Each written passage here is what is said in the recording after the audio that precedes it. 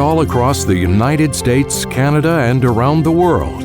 This is the Bible Answer Man broadcast with Hank Hanegraaff. Hank is president of the Christian Research Institute. At CRI, our desire is to equip you not only to defend the historic Christian faith, but to become a winsome witness to a spiritually hungry but skeptical world, because life and truth matter. To learn more or to find resources to help you grow in grace, call 888-7000-CRI or go online to equip.org. That's equip.org. The following program was pre-recorded.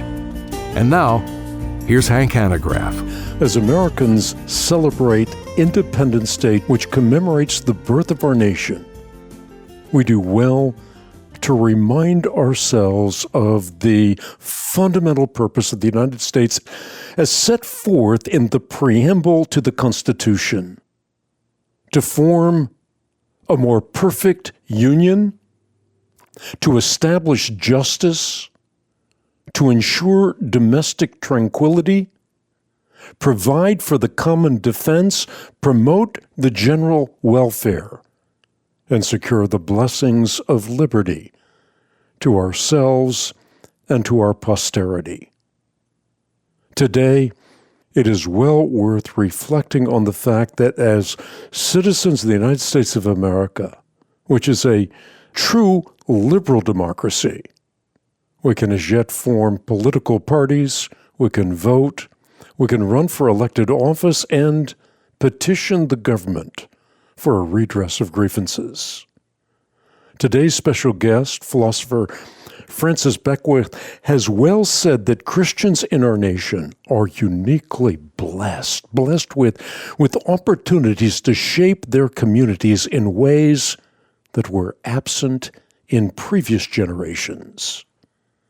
Although the Bible does not say a whole lot about the role of a Christian citizen and his relationship to the state, Scripture does communicate principles that provide us with insight on the scope of your and my responsibility in the context of a liberal democracy.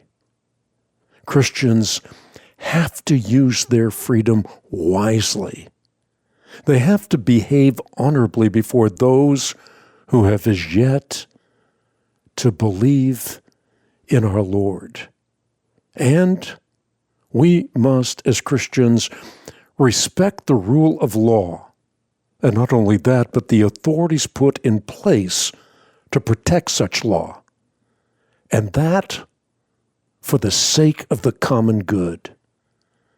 As Orthodox Christians living in America, we are truly blessed to live at a place where, unlike millions of fellow believers around the world, we are yet free to worship God, and that in the open. Moreover, at this critical juncture in history, we must fervently pray that our freedom to worship will continue in the days to come. I am delighted to share with you a conversation I had with Dr. Francis Beckwith, a man who publishes and teaches not only philosophy and religion, but jurisprudence, politics, and ethics. He is professor of philosophy as well as church-state studies at Baylor University, where he also serves as associate director of the graduate program in philosophy and affiliate professor of political science. He's the author of many books, including the book we're going to focus on during today's broadcast, a book titled Politics for Christians, subtitled Statecraft as Soulcraft. Dr. Francis Beckwith explains that in order to be wise stewards of the gift of self-government within the context of liberal democracy, Christians must understand not only what their theology teaches about their obligations to the wider community, but also to understand both the nature of their government as well as its political system. Thus, Christians have to be, in the words of Jesus, wise as serpents and harmless as doves. So join me now as I discuss what is essential to know about our particular government with philosopher and author, Dr. Francis Beckwith. Francis, let's talk about the title of your book, Statecraft as Soulcraft. What does that mean? Well, it's a shorthand way of saying what Aristotle taught, the ancient Greek philosopher, and that actually was picked up by most thinkers in politics up until really the modern age. And that is, politics is not just about having an orderly society and enforcing criminal law and contracts, which of course it does involve all those sorts of things. It also is about making sure that people are at least allowed to be good, not just good in terms of relation to the civil and criminal law and the political institutions, but being good citizens and good people. That is, statecraft, the role of the state, is to sort of form the soul. Now, of course, as a Christian, I don't believe that government saves you. But, of course, living in a regime where, let's say you have religious liberty, or you live in a regime that is at least favorable, deferential to faith, you're more likely to flourish as not only an individual, but as part of a community of other individuals that are flourishing. So statecraft as soulcraft is simply saying that the law, the government, the public institutions make us who we are. And this is the part that I think a lot of people don't grasp, is that even if the government says, we're not interested in soulcraft, it does do it anyways. It's just the very nature of a public institution to inform people about what is good, true, and beautiful, even if you happen to live in a nation like most Western nations that claim to be neutral on moral questions. The government really can't be neutral on such questions. It's going to, in one way or another, tell us what is good, true, and beautiful, and it's going to shape the souls of its citizens by doing so. You mentioned the word politics just a moment ago. What is the etymology of the word politics? Well, politics comes from a Greek word, polis, which means the city. And so it involves, in a sense, the community, and not just as a collection of individuals, but as an entity that is greater than those individuals. So for that reason, politics, at least the way I define it, and the way it's been traditionally understood, is more than just, let's say, electoral politics. So we think of, for example, in 2020, we have a presidential election, and it's just about politics. Well, politics doesn't just involve elections and electioneering and voting. It also involves the sorts of kind of informal rules that arise in neighborhoods, right?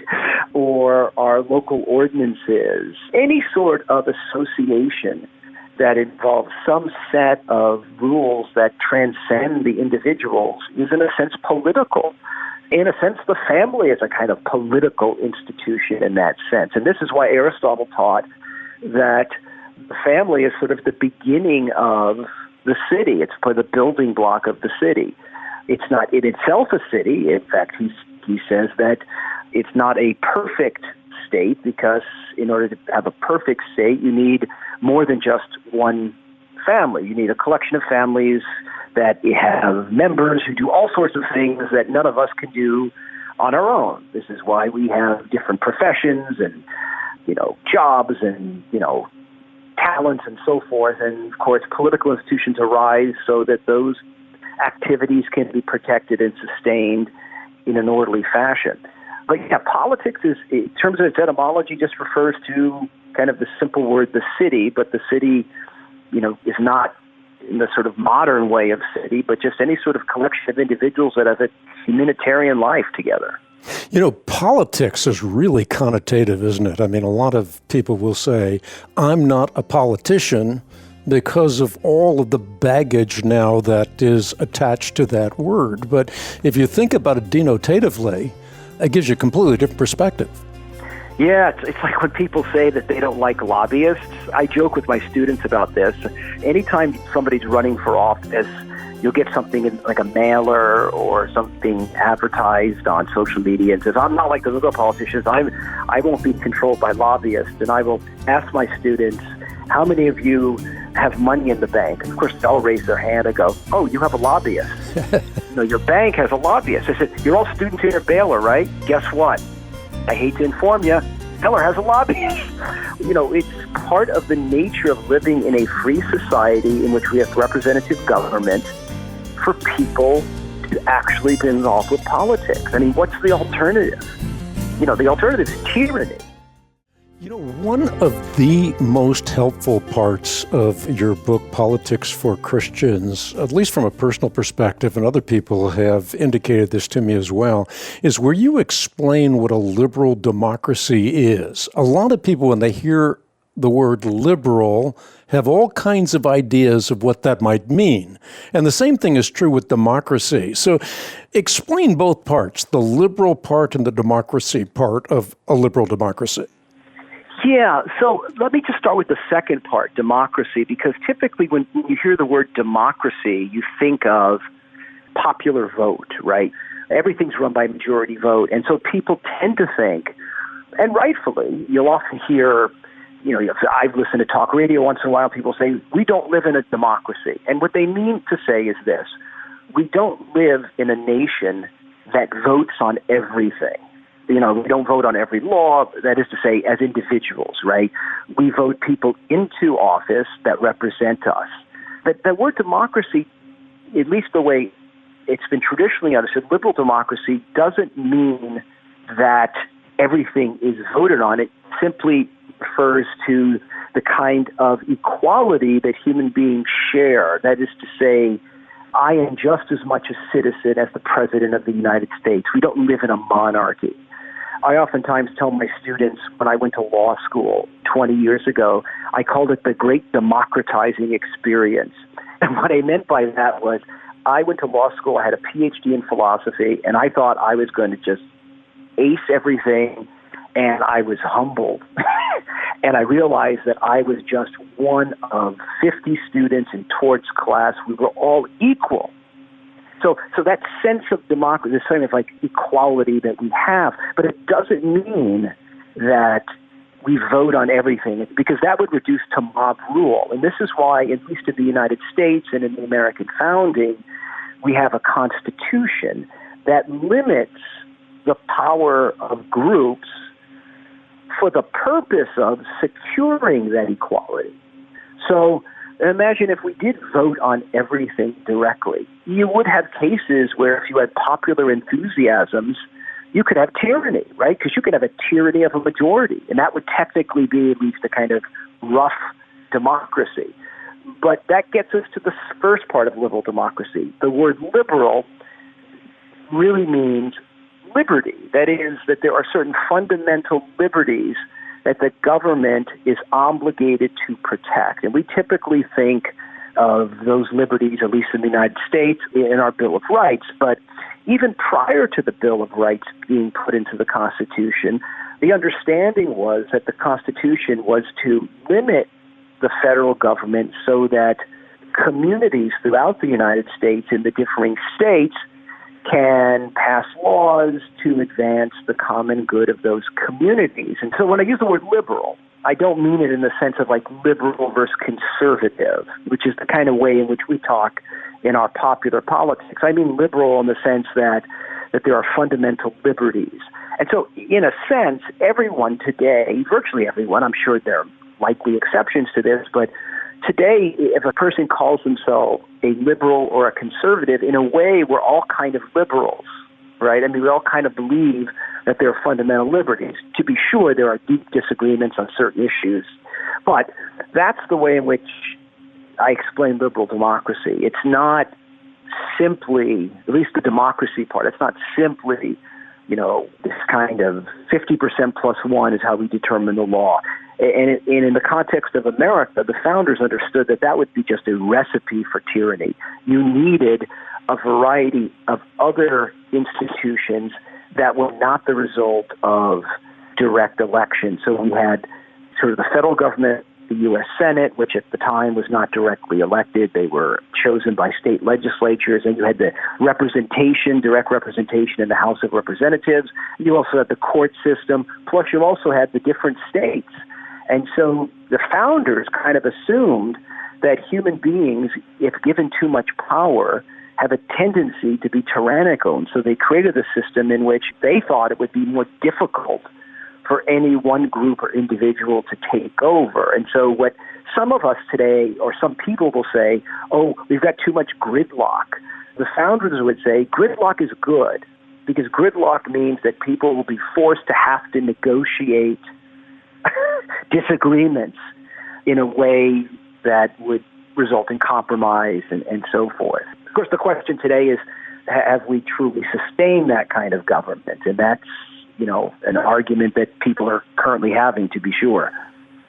We often, as Christians, talk about the art and science of biblical interpretation.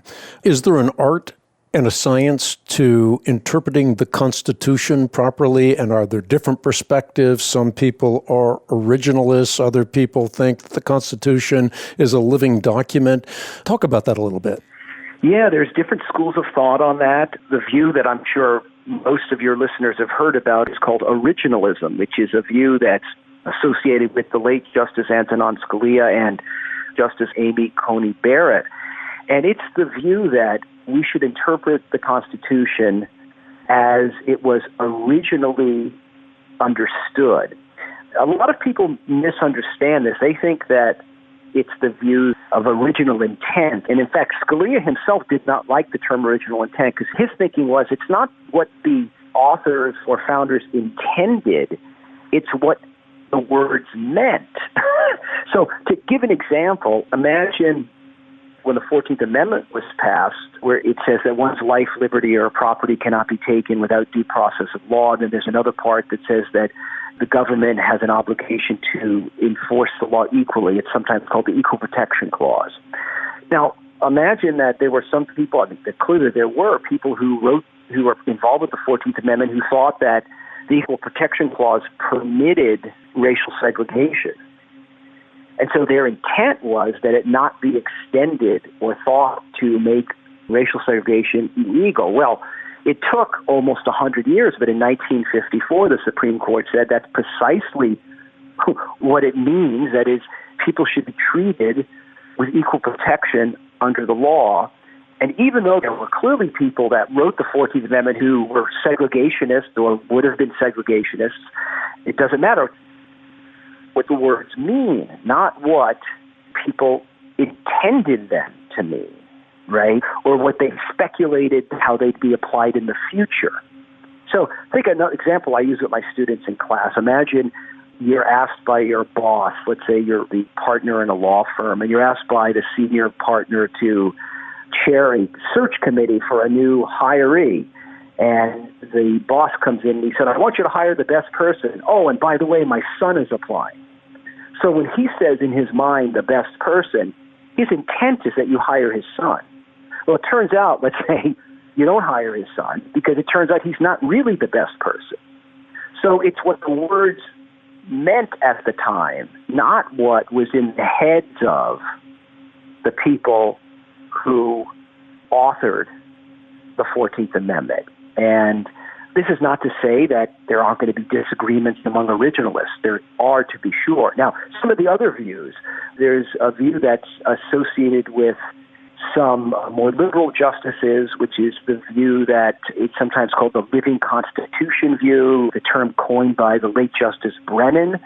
And it's the view that the Constitution sort of has to change with the times. And what's unusual about that view, I think a problem with that view, is that it tends to buy into this understanding that history is always getting better or progressing. So to give you an example from Justice Brennan's reasoning, in a couple of cases involving the death penalty. He argued that the Eighth Amendment, which prohibits cruel and unusual punishment, he says, well, today we recognize the death penalty as being cruel and unusual, so therefore the death penalty is unconstitutional. Now, Justice Scalia has pointed out in several writings, the Constitution itself presupposes the death penalty. It says that the government can't take life, liberty, or property without due process of law. Well, if you can take life with due process, then clearly the death penalty is accepted. And the other problem with Lennon's view is that he's imagining that somehow we're going to become a more gentler and kinder culture as time develops. But if, let's say, we become a more barbaric culture and somebody says, well, I don't think cruel and unusual should exclude, torturing people. Because after all, we're progressing and we believe torture's good now. So Scalia's point is that we have to look at what was meant by cruel and unusual when that was passed at the end of the 18th century, because it may not be the case that Justice Brennan's future, where we become less barbaric, is in fact going to be the case. Better that we tightly tether the meaning of that amendment to what was intended at the time. If, in fact, we want to change it, we have an amendment process to do that. Thank you for listening to this special edition of the Bible Answer Man broadcast with Hank Hanegraaff. To hear this Hank Unplugged podcast interview with Professor Francis Beckwith in its entirety, go to equip.org, iTunes, or wherever you listen to your favorite podcasts.